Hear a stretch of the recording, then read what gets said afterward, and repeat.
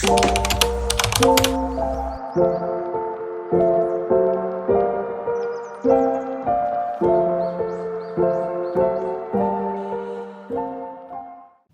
guys, happy Tuesday. It's Tuesday today.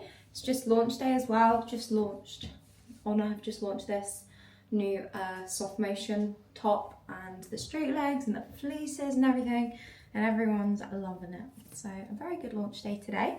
This is a bit of a different video. I wanted to have a bit of like a kind of chilled kitchen chat. I might move into the living room or the dining table or something whilst the pizzas are cooking, but whilst I'm just getting these together, I just wanted to have a chat about things I wish I knew in my fitness journey earlier on that would have got me further ahead, because I feel like for like at least the first 2 to 3 years of my fitness journey and like joining the gym and everything, I just didn't have a clue. I was totally winging it. Like, I wasted so much time.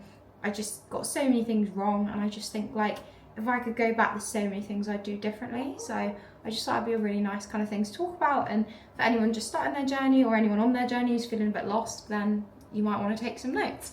But first things first, just because this has just arrived and I thought I'm just going to show everyone my pyjamas. Travis saw me open these, he went, "Are they Christmas pyjamas?" I was like, "Yes, Travis, they're Christmas pyjamas," because it's never too early to get prepared. These are from Boo Avenue. They've got little reindeers on them and they are so cute.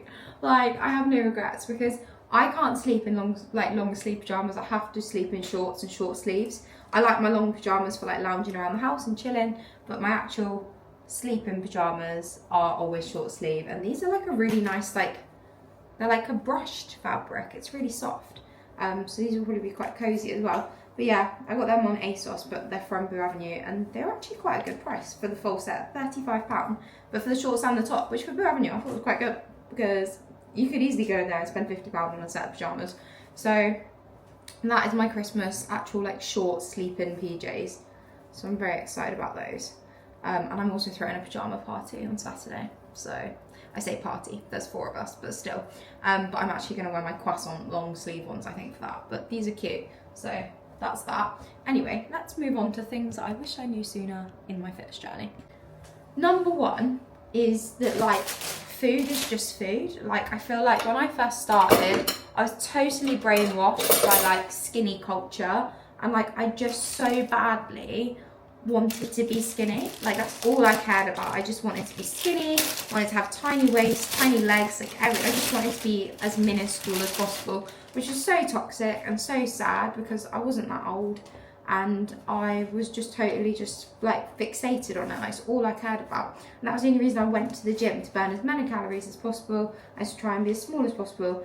And it made me miserable. Like, even when I got really small and really tiny, like, I wasn't happy. So it very quickly became apparent that that actually wasn't really what I needed or what I wanted. It was just what I thought would make me happy.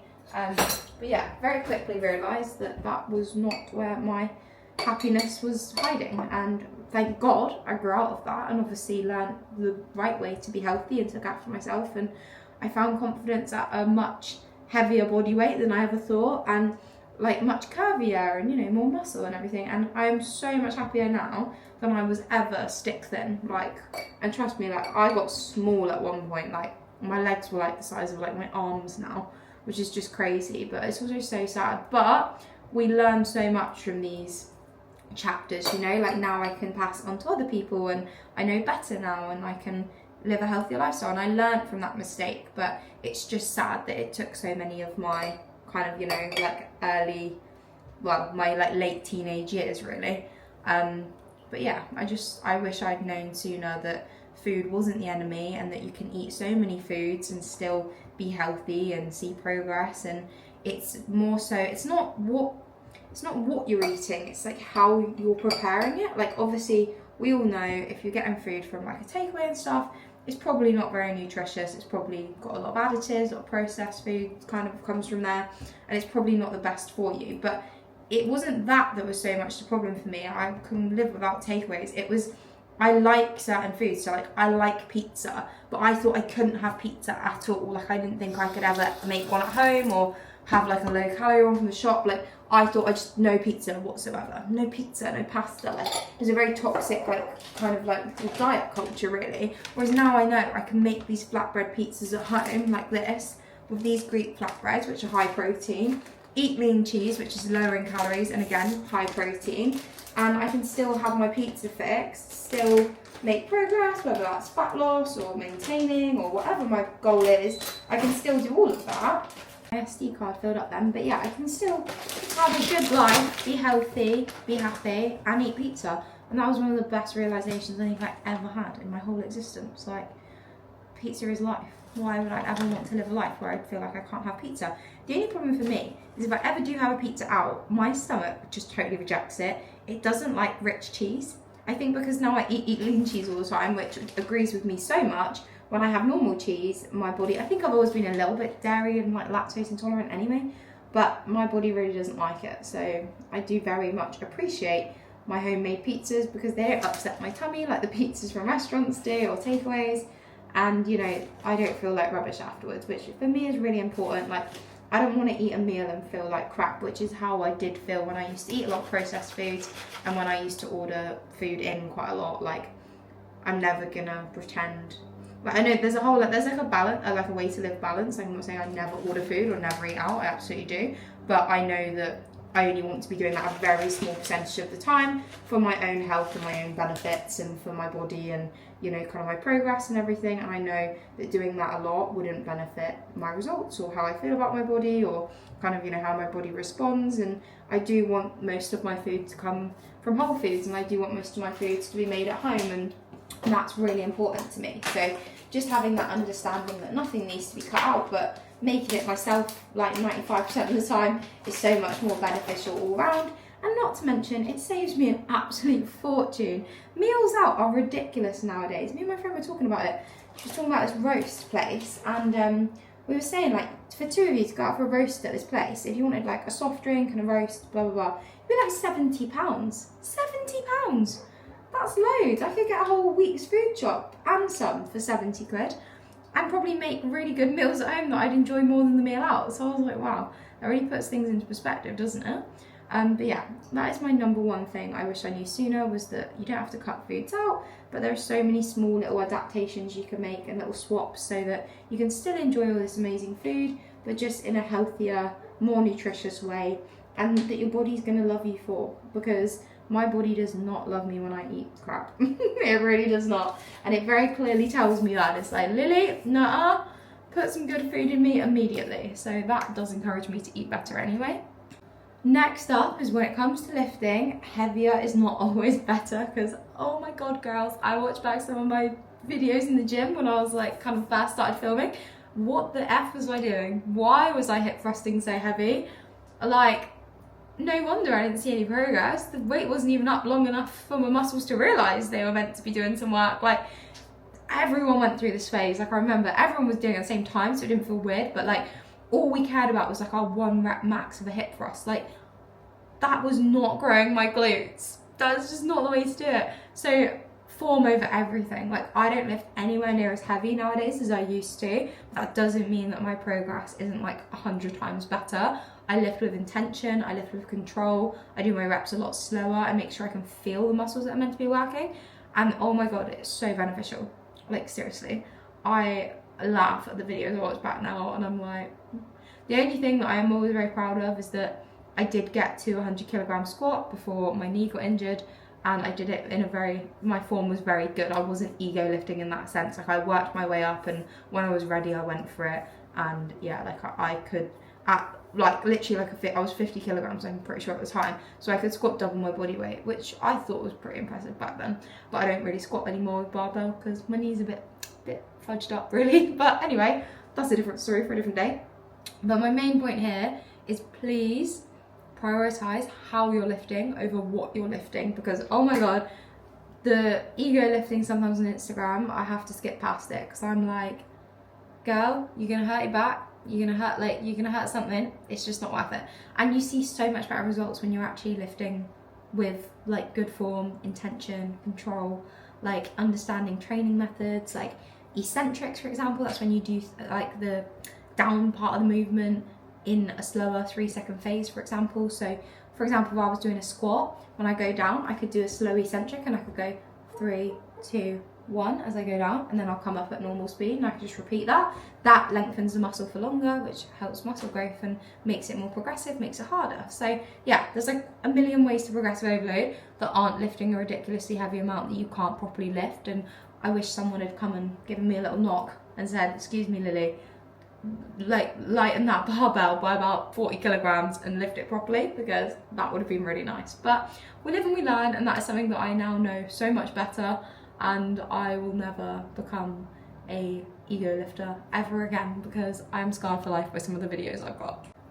Next up would definitely be nutrition over everything, because oh my god, I wasted so much time where all I cared about was the gym. Like I went to the gym like 5, 6, 7 times a week, and I thought that was enough. I was like, yeah, that's fine, you know, I'm gonna see amazing progress from that, that's enough. And oh my god, no, it was not enough. My nutrition did not match my training. Some days I'd eat way too little and I'd just like stop at Lidl and get like one of those bags of like fridge raiders, or like their version of fridge raiders, and a melon pot, and I'd call that my lunch. What?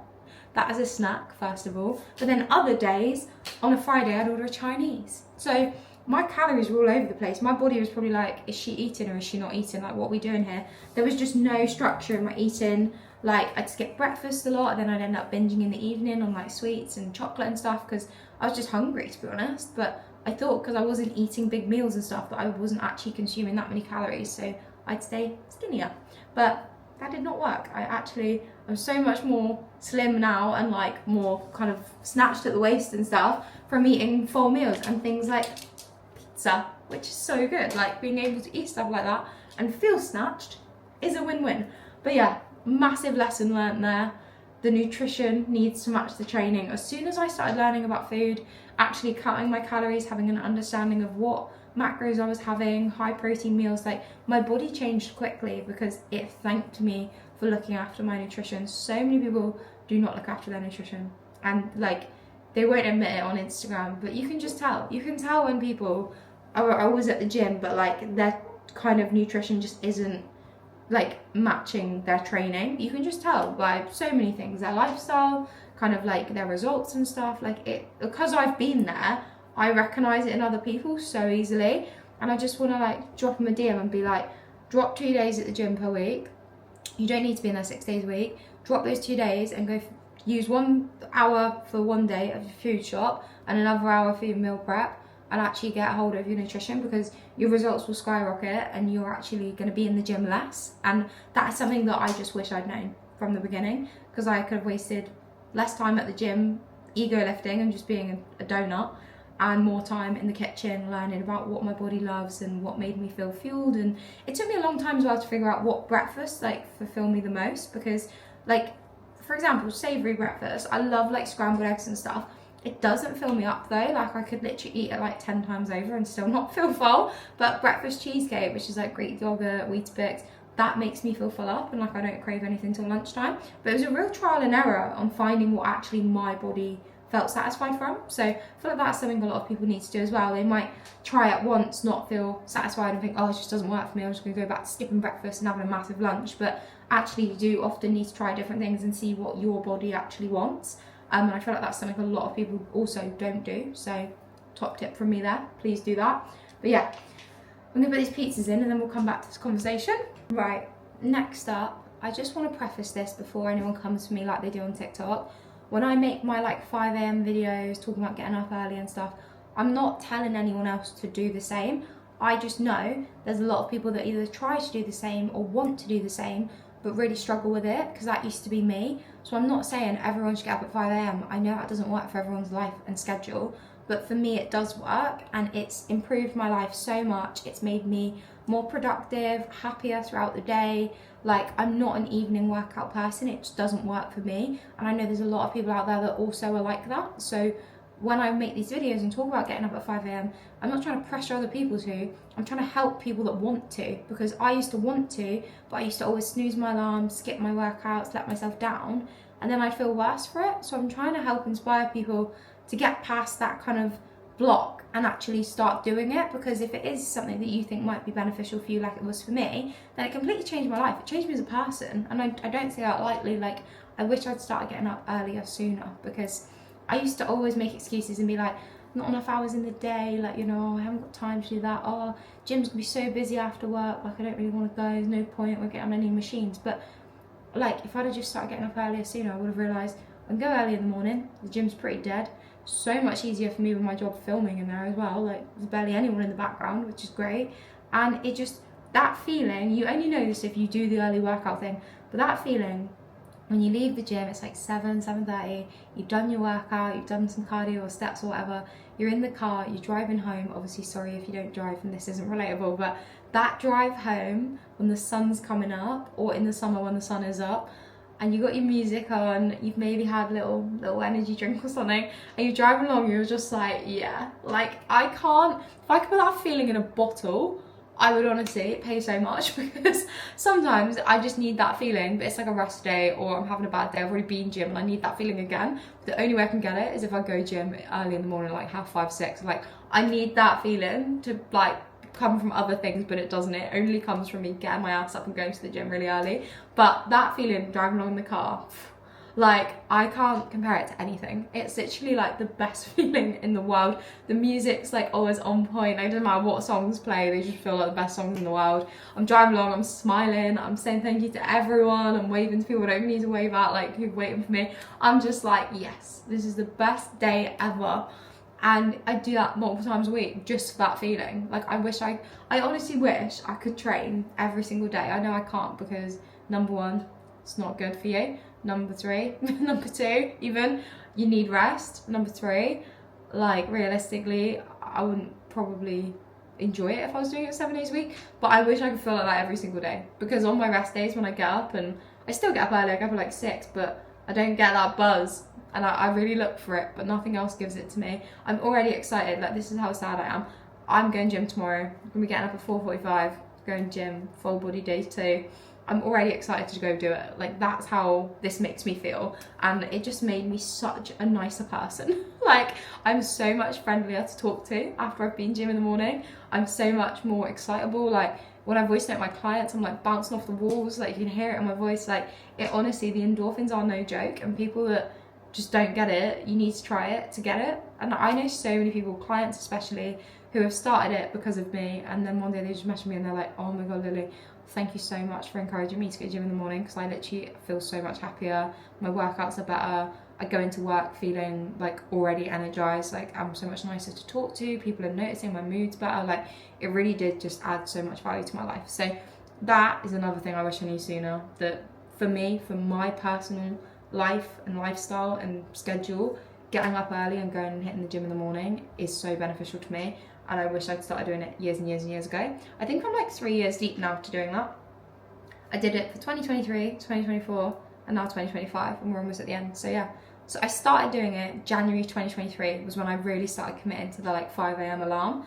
Found it very difficult, but eventually I got there, and then I was so consistent throughout my cut from January to like April. And then I just carried on with it. Me and Travis were going to the gym near our old flat. We were doing that for like a good year, and then we moved here, and now I still do it. Obviously, sometimes I train at home, sometimes I train at 3 different gyms in the area, like, but I am always keen to get up early. And I even notice if like on a weekend I get up and train at like 8 or 9 or something, I just don't enjoy it as much, because I feel like I'm eating into my weekend. So early is the way forward for me. But again, it's personal experience, personal preference. I'm not saying it works for everybody, it just worked for me, and I would never go back to not doing it now. Next up on things I wish I knew sooner, cardio is only hard when you don't do it. I hate to say it. I used to think the Stairmaster was like this devil impossible machine that I would never be able to do more than like 3 minutes on. Honestly, I would get on there and after a minute I would be dying. Like, I would be begging to get off. Like, it was not funny. Like, and I just thought that would just always be like that. I was like, oh, I'm never gonna go on Stairmaster again. Like, it's so hard, I don't know how people do this. But the reason it's hard is because I wasn't doing it. So when I actually committed to doing it, I got myself up to 5 minutes, got off, said I'll see you again another day, got myself eventually up to 10 minutes. Once you go past like 15 minutes, I think you can do anything on there. Obviously within reason, you wouldn't do like 7 hours, but once I went past 15 minutes, everything just kind of felt the same. When my endurance, my stamina got strong enough to get me up to like 15, 20 minutes, like everything after that just kind of felt the same. I'll never forget the first day I did an hour, and I literally just stood there afterwards and I was like, I just did an hour on Stairmaster. I was like, I used to not be able to do 3 minutes. I was like, how the frick have I just done an hour? But it made me feel amazing. I was like, oh, wow. Like, I literally felt invincible. I'm not even gonna lie about it. I still love it now. Like, the Stairmaster or just whatever cardio you like, it's only horrible when you don't do it regularly because it feels so hard. Now it doesn't feel, it's hard in the sense that physically I can feel my body working. I know the calories are obviously getting burnt. Like, it's helping me stay leaner, which is why I do it, because I'm quite sure I would rather move more than eat less. So I keep cardio in my routine. One, for that, but also for my cardiovascular endurance. I want my heart to be healthy, I want to be fit, and that benefits me in both ways. But obviously, like now, I don't find it, like, I don't dread it, I don't think it's really physically like difficult. Like, I can feel it working, but I get like really out of breath. I can talk on it, I could do it for an hour and kind of just read my book and be chill. Like, obviously, like, I still got a nice pace and like make sure I'm still challenging myself, but it doesn't feel disgusting like it did when I first did it. Same like Bulgarian split squats. When I first started doing them, they were so hard and they hurt so much and they'd leave me so out of breath. And I used to think, this is flipping horrible, how do people do this? Nowadays when I do them, like, they're hard, but I don't really think about it. I'm like, yeah, everything's a bit hard, that's the whole point. Like, everything gets easier if you do it more. So if you're one of these people that skips cardio or just thinks it's so hard that you'll never be able to do it, and you're watching this, I'm speaking to you, go and try it again. And just try and get the time up minute by minute. And then one day you have a breakthrough and you get past this barrier, and then everything else just feels possible. So trust me on this. Cardio is not the enemy. Cardio is actually what's going to give you that like lean, thick physique that like a lot of us want. Oh, I know I want that anyway. I want big glutes, not like disgustingly big, but like, you know, I want a bit of a dumpy. I'm not gonna lie, that is my goal this year. I'd like a bit of a dump truck. But I want like the glutes, I want nice muscly legs, and then I want a tight waist, a nice toned back. Toned, I hate that word, but everyone knows what it means. I want a nice kind of, you know, sculpted back. I want like nice sculpted arms. And yeah, that's what I want. But cardio helps me do that, because if I just strength trained and ate what I ate now, like, which is a nice fulfilling amount of food for me, I would get more body, I would have more body fat because my expenditure would be less. So I'd either have to do way more steps or I'd have to do way more sessions. Like, it just wouldn't make sense for me. Whereas because I add in this cardio every week, it just keeps my expenditure ticking over, keeps me at a really nice amount, allows me to eat things like pizza for dinner and not gain weight, which was so important for me to find out, because I only used to strength train and I used to hold a lot more body fat, and I used to think, oh, but I'm always in the gym, why am I holding more body fat? Why can't you see my abs? Why can't you see my definition? Like, but it's because I just wasn't moving enough for the size of my body and the amount of food I wanted to eat. So that was something really important I also had to learn, was what actually works for me and my body. I feel like that's quite a mouthful of information today. I feel like I'm going to stop there, because otherwise I could chew your ear off. But let me know if this video was like helpful, because I could definitely do a lot more like this, like things I wish I knew sooner. That's the beeper. Yeah, like things I wish I knew sooner, and like exercises that I found most beneficial, foods that I found work best for my body and like digest best. Like, you know, so many topics I can cover if you like these kind of one-to-one chats rather than like the long vlogs. Or like, I want to do both. I like my long vlogs, I like filming them, and from feedback I think that is what people most like watching. But I feel like this is a really good like cardio watch if you're doing like a quick 20 minutes on the Stairmaster or something, because you can do it. You could just put me on with you. Like, I feel like this is a nice little short kind of chitty chat video. Or do you know one of my favorite things, when I'm in the kitchen like cooking or prepping food, I love putting my iPad on with someone on YouTube. It's like one of my favorite things to do, and getting ready in the morning when I'm doing my makeup, sat at my desk, I love doing that as well. So this could be your food prep Sunday video for this Sunday coming, technically. But yeah, let me know if these are good, helpful, if you want more of them, because I'm more than happy to do that.